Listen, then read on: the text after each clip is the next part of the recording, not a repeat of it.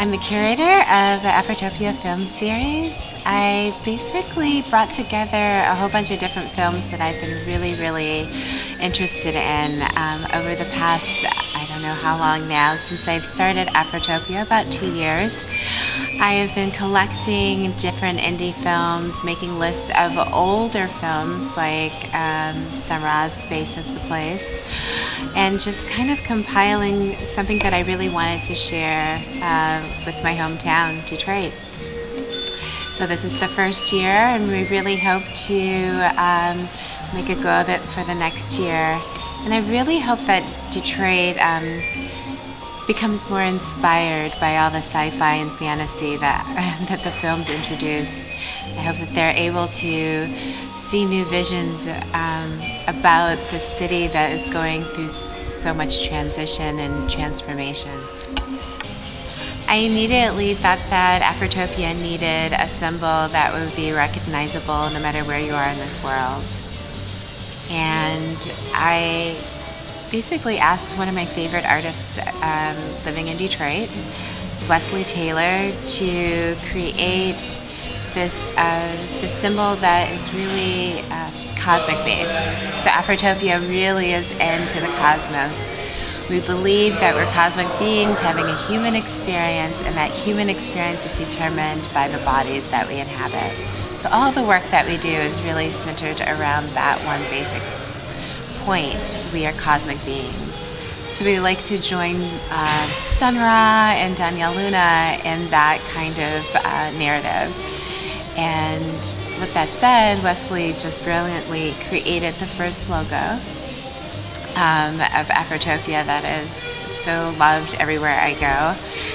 It's multi-dimensional, and that I think alone just creates the multi-layeredness is just intriguing and seductive. And that's exactly what I wanted. But the A alone is our symbol. So wherever you see it, that's where you know this is an AFROTOPIAN space. I was looking at the arts movement Afrofuturism and just wanted to describe Detroit in my own way. Before I even came up with the name, I had referred to Detroit as my own utopia. It's 87% black, it's culturally rich in such a diverse way that I couldn't find a better place in the United States for me to call home.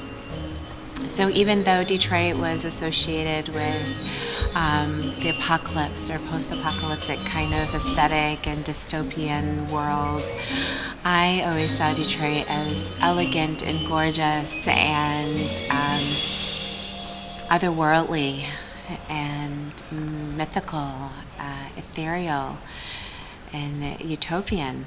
So AFROTOPIA is basically a blend of the Afrofuturist aesthetic and mindset with utopia of the here and now. So DJ Spoke created and directed The Sounds of Manzanzi, which is a documentary on a type of electronic music very similar to what we would call house music in Detroit. But it's South African based and has very different kinds of roots.